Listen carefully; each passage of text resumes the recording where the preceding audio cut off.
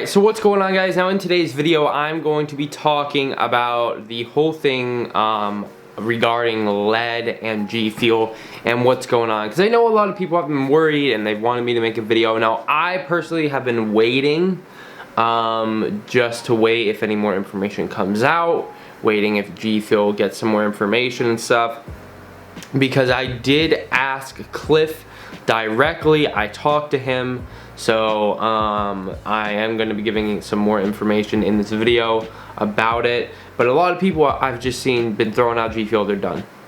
Don't even touch it. It's awful. Like, it's going to cause cancer. Everybody's dying. That's just that's awful. That's straight up stupidity, because you need to actually look into something before you just make a complete reaction and movement. So I'm actually going to be going ahead and talking about it, so let's go ahead and do this. So an article came out that G Fuel faces a lawsuit over apparently dangerous ingredients in their products. Okay, so pretty much what happened was G Fuel was tested, and it looks like there were traces of lead found in G Fuel. Now you may be asking, why is there lead in G Fuel? The reason why there's lead in G Fuel is because simply right here, there are so many vitamins and fruit powders in G Fuel, and that's where most of the lead comes from. So where does fruit come from? The ground, the soil. The plants are in the soil. That's how fruit is made. And what's in the soil? There's metal, there's lead, there's all types of chemicals in the soil, because over however million years, the earth and everything, all the chemicals that we put into the ground, everything that's happened, there's lead in mostly all of the soil everywhere and everything, especially some other areas and stuff. And that's how fruit gets it. And then when it's a fruit powder, they put it in G Fuel, and that's how there's lead in G Fuel, and also the vitamins and minerals and blah blah blah and stuff like that. So it's not like there's purposely a bad chemical in G Fuel to start off with. That's how the lead gets in G Fuel. The real question is, how much lead is in G Fuel? So the FDA's limit for lead is 10, I believe 10 is it, I think, micrograms a day for adults, and 6 for children, I believe. Now also, the whole deal with all of this is they're being sued because it does not obey California's law. So California has a law that if there's like any traces of lead in anything, you have to put a warning label of some sort on the container. So I believe this one and the previous one, Strawberry Shortcake, are the only two to have it.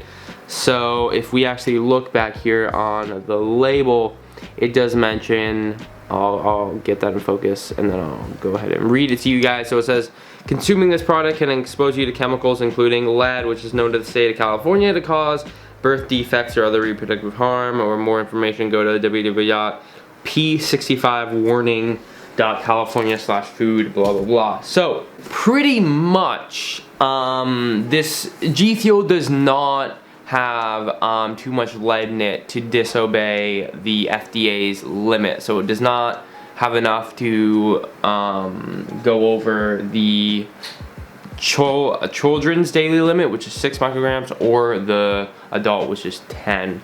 But it does have traces of lead. So that means California requires it to have a label that says that to be sold in California. But now I want to mention also, there's no information on how much lead exactly is in one serving of G Fuel. That's everybody's question, is how much lead is in one serving. I don't think that's been tested yet. Nobody has any information on that. But I did ask Cliff, and what he said is one serving of G Fuel is super way low below the FDA's daily limit.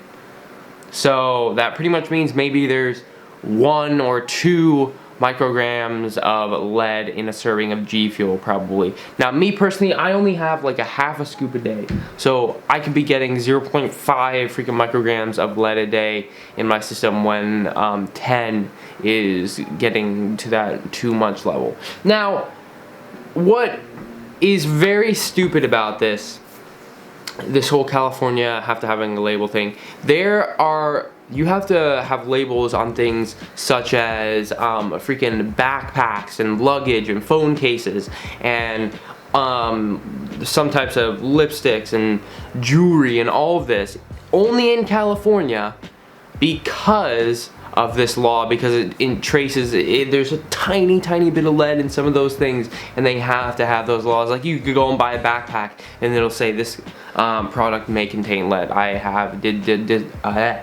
did some research on that, and I saw that as well. Now also, some of the things that we have every day, freaking apple juice, fruits, especially sweet potatoes, contain more lead than G Fuel.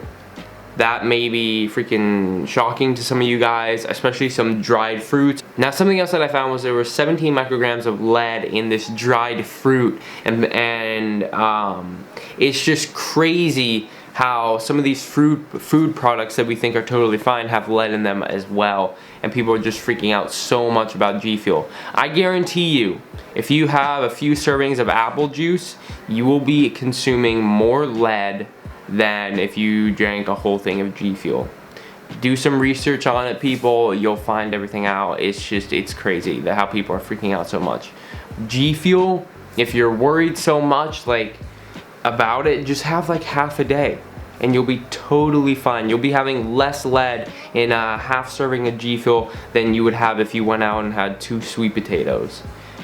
Just do some research on it, people, before you freak out. So that's what I wanted to say, boys, and yeah, hopefully you guys enjoyed this video. G Fuel's fine, everything's okay. The only reason it has lead in it is because G Fuel's trying to be more natural, and they put real fruit powders in their drinks. Yeah, so hopefully you guys enjoyed the video, and peace out, guys.